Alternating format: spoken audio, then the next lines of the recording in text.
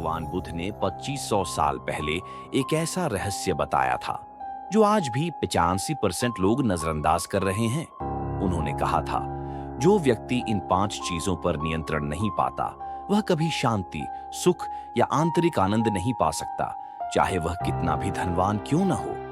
आज के इस वीडियो में हम आपको बताएंगे वो 5 मानसिक विष जिन्हें छोड़कर आप अपने मन को शांत कर सकते हैं। अंत तक जरूर देखें, क्योंकि मवार 5 आपको झकझोर कर रख देगा।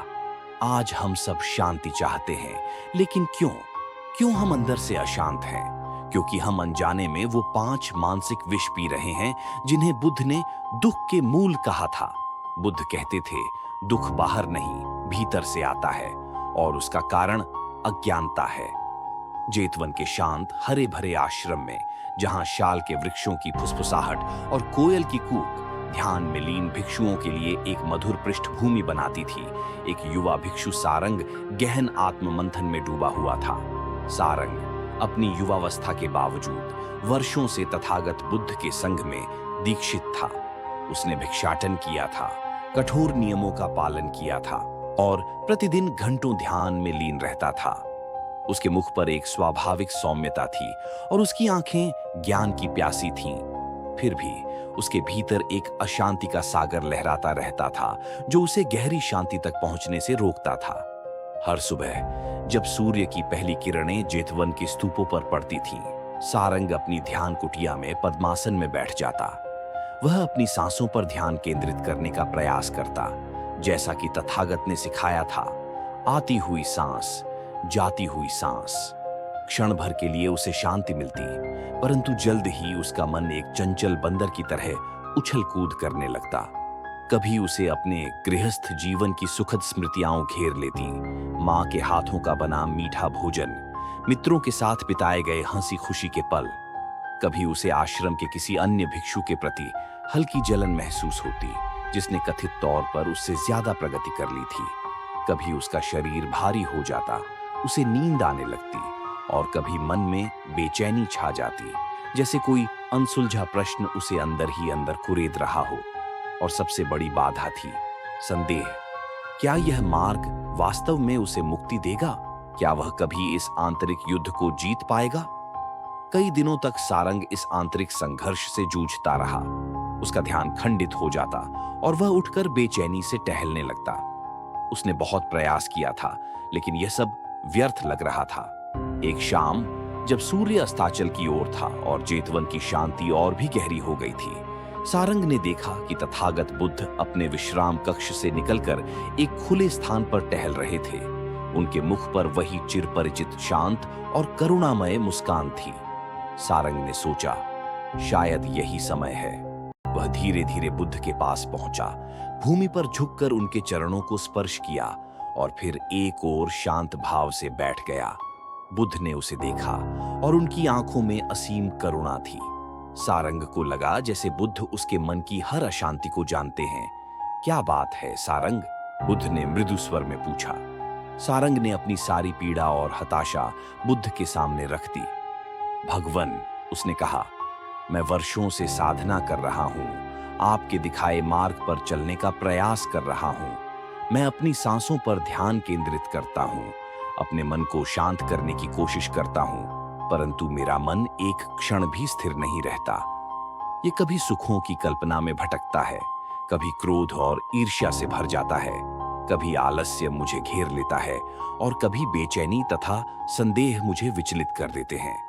मैं शांति चाहता हूं भगवन, परंतु यह मुझसे कोसों दूर लगती है। मुझे लगता है मैं कभी भी उस आंतरिक शांति को प्राप्त नहीं कर पाऊंगा जिसकी आप बात करते हैं। बुद्ध ने ध्यान से सुना। उनके मुख पर कोई निर्णय या आलोचना नहीं थी, केवल गहन समझ थी। उन्होंने सारंग के कंधे पर हाथ रखा और कहा, सारंग, तुम्हारी यह व्यथा नई नहीं है। यह हर उस मन की व्यथा है जो स्वयं को समझने और साधने का प्रयास करता है। शांति की प्राप्ति के लिए तुम्हें उन 5 बाधाओं को समझना होगा जो मन को अशांत रखती है, और जब तक कोई इन पर नियंत्रण नहीं पाता वह कभी सच्ची शांति नहीं पा सकता। सारंग की आंखें उत्सुकता से चमक उठीं। वे कौन सी 5 चीजें हैं भगवन? उसने पूछा। बुद्ध ने उत्तर दिया, ये हैं मन की 5 बाधाएं, जिन्हें पंच नीवरण कहा जाता है। कामच्छंद, संवेदी इच्छाएं, व्यापाद, द्वेष, थीनमिद्ध, आलस्य और तंद्रा, उद्धच्च, कुक्कुच, उत्तेजना और पछतावा, और विचिकिच्छा, संदेह। बुद्ध ने एक एक करके इन बाधाओं को समझाया। पहला है कामच्छंद, संवेदी इच्छाएं। यह वह लालसा है सारंग, जो तुम्हें सुंदर रूपों, मधुर ध्वनियों, सुगंधित गंधों, स्वादिष्ट भोजनों और सुखद स्पर्शों की ओर खींचती है। जब तुम ध्यान में बैठते हो तो तुम्हारा मन अतीत के सुखों को याद करता है या भविष्य के सुखों की कल्पना करता है। यह मन को वर्तमान क्षण से भटकाता है और शांति भंग करता है। दूसरा है व्यापाद, द्वेष या घृणा। जब तुम्हारे मन में किसी के प्रति क्रोध, ईर्ष्या या नाराजगी का भाव उठता है तो शांति भंग हो जाती है। यह मन को जलाता है, तुम्हें अशांत करता है और ध्यान को असंभव बना देता है। तुम दूसरे भिक्षु की प्रगति को देखकर जो जलन महसूस करते हो वह व्यापाद है। तीसरा है थीनमिद्ध, आलस्य और तंद्रा। यह मन की सुस्ती है, शरीर की शिथिलता है, जो तुम्हें जागरूक रहने से रोकती है। जब तुम ध्यान में बैठते हो तो तुम्हें नींद आने लगती है, तुम्हारा मन भारी हो जाता है और तुम एकाग्र नहीं रह पाते। यह ऊर्जा की कमी है जो तुम्हें साधना में आगे बढ़ने से रोकती है। चौथा है उद्धच्च, कुक्कुच, उत्तेजना और पछतावा। यह मन की बेचैनी है, जब विचार एक के बाद एक तेजी से आते हैं, भविष्य की चिंताओं में उलझते हैं या अतीत की गलतियों पर पछताते हैं। ये तुम्हें स्थिर नहीं होने देता, मन को अशांत रखता है और तुम वर्तमान में टिक नहीं पाते।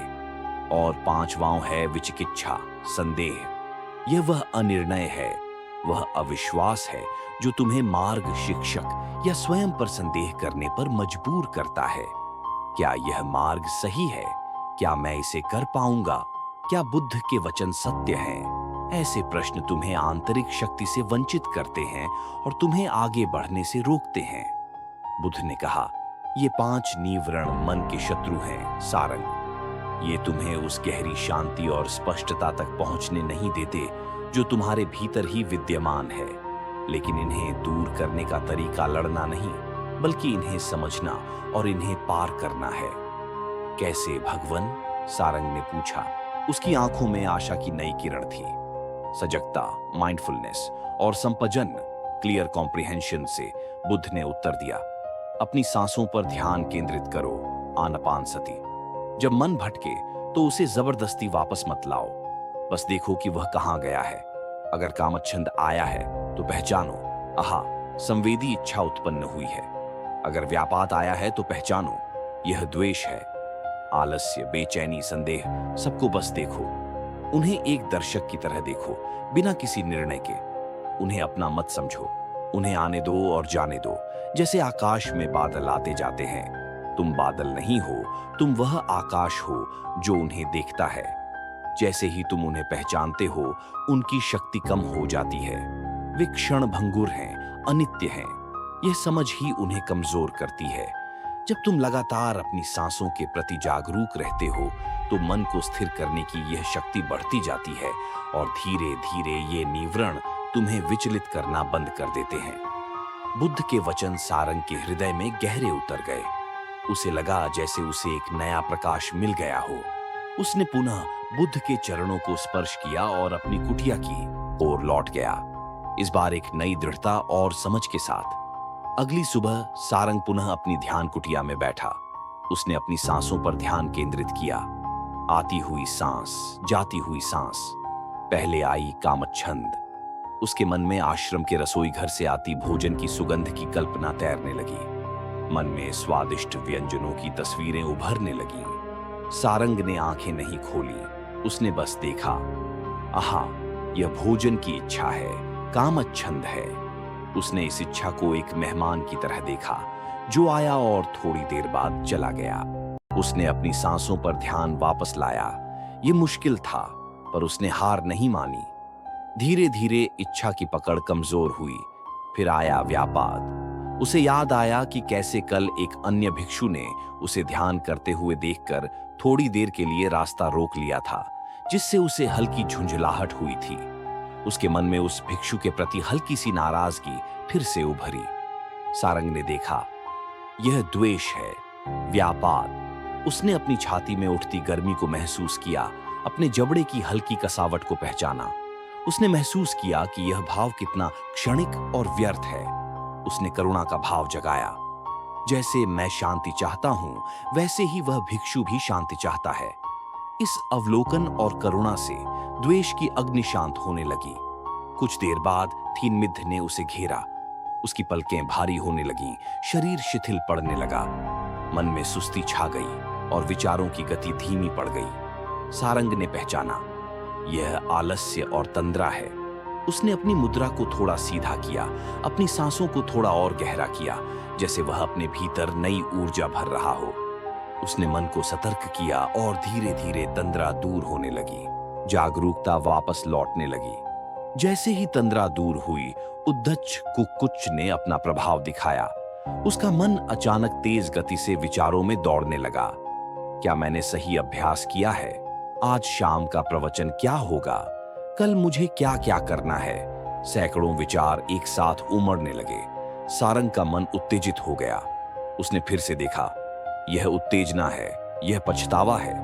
उसने इन विचारों को बिना पकड़े, बिना उनके साथ बहे, बस उन्हें देखा। उसने महसूस किया कि ये विचार भी आते जाते बादलों की तरह है। उसने खुद को वर्तमान सांस में वापस लाया और अंत में विचिकित्सा। एक क्षण आया जब सारंग को लगा, यह सब व्यर्थ है। मैं कभी भी इन बाधाओं को पार नहीं कर पाऊंगा। ये मार्ग बहुत कठिन है। शायद मैं इसके लिए बना ही नहीं हूं। एक गहरा निराशा का भाव उसे घेरने लगा। सारंग ने इस संदेह को भी पहचाना। यह संदेह है। उसने बुद्ध के शांत मुखमंडल को याद किया, उनके शब्दों को याद किया कि यह यात्रा धैर्य और निरंतरता की है। उसने अपनी स्वयं की सच्ची इच्छा को याद किया, शांति पाने की इच्छा। इस दृढ़ निश्चय के साथ संदेह का अंधेरा छंटने लगा।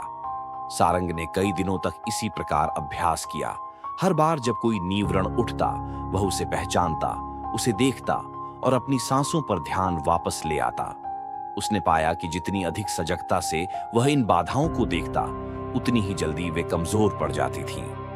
वह उन्हें दबाने या उनसे लड़ने की कोशिश नहीं करता था, बल्कि उन्हें समझने और उनके अनित्य स्वभाव को जानने का प्रयास करता था। धीरे धीरे सारंग के ध्यान में एक गहरा बदलाव आया। मन अभी भी भटकता था, लेकिन अब वह उन भटकावों का गुलाम नहीं था। वह उन्हें देख सकता था, उन्हें पहचान सकता था और उन्हें जाने दे सकता था। उसके भीतर एक नई शांति का अनुभव होने लगा, एक ऐसी शांति जो विचारों या भावनाओं पर निर्भर नहीं करती थी, बल्कि उनके पार थी। उसने महसूस किया कि शांति का अर्थ विचारों की अनुपस्थिति नहीं है, बल्कि विचारों को बिना पकड़े, बिना उनसे प्रभावित हुए उन्हें देखने की क्षमता है। उसने सीखा कि मन की अस्थिरता ही मनुष्य का सबसे बड़ा शत्रु है और इस शत्रु को हराने का एकमात्र रास्ता ध्यान है। कई हफ्तों के बाद एक दोपहर सारंग पुनः बुद्ध के पास पहुंचा। इस बार उसके मुख पर कोई हताशा नहीं थी, बल्कि एक गहरी शांत मुस्कान थी। उसकी आंखों में एक नई चमक थी जो आंतरिक स्पष्टता और शांति को दर्शाती थी। उसने श्रद्धापूर्वक बुद्ध को प्रणाम किया। क्या तुमने अपनी शांति पाली है, सारंग? बुद्ध ने पूछा। उनके मुख पर वही चिरपरिचित मुस्कान थी, जैसे वे सब कुछ जानते हों। हाँ भगवन, सारंग ने कहा। उसकी आवाज में कृतज्ञता और विनम्रता थी। आपके उपदेशों से मैंने सीखा कि मन की अशांति बाहरी कारणों से नहीं आती, बल्कि इन 5 नीवरणों से आती है। मैंने उन्हें पहचानना सीखा, उन्हें देखना सीखा और उन्हें जाने देना सीखा। अब मैं जानता हूं कि शांति कहीं बाहर नहीं, बल्कि भीतर ही है, जब मन इन बाधाओं से मुक्त होकर वर्तमान क्षण में स्थिर होता है। बुद्ध ने संतोष से सिर हिलाया। साधु सारंग, तुमने सत्य को जाना है। जो इन 5 चीजों कामच्छंद, व्यापाद, थीनमिद्ध, उद्धच्च कुक्कुच और विचिकित्सा पर नियंत्रण नहीं पाता, वह कभी सच्ची शांति नहीं पा सकता। यह नियंत्रण उन्हें दबाना नहीं है, बल्कि उन्हें समझना और उनके पार जाना है। यह आत्म अनुशासन ही तुम्हें सच्ची मुक्ति और आंतरिक आनंद देगा। तथागत के वचन आज भी उतने ही प्रासंगिक हैं। मन की ये 5 बाधाएं हर युग में, हर मनुष्य के भीतर मौजूद रहती हैं, परंतु बुद्ध का दिखाया मार्ग, सजगता और संपजन्य का मार्ग, ध्यान और आत्म अवलोकन का मार्ग हमें सिखाता है कि हम इन आंतरिक शत्रुओं पर विजय प्राप्त कर सकते हैं। यह हमें याद दिलाता है कि सच्ची शांति किसी बाहरी परिस्थिति में नहीं, बल्कि हमारे अपने भीतर, हमारे मन के नियंत्रण में निहित है। जो व्यक्ति इन 5 चीजों पर नियंत्रण पा लेता है, वह न केवल अपने लिए शांति पाता है, बल्कि पूरे संसार के लिए करुणा और प्रेम का स्रोत बन जाता है।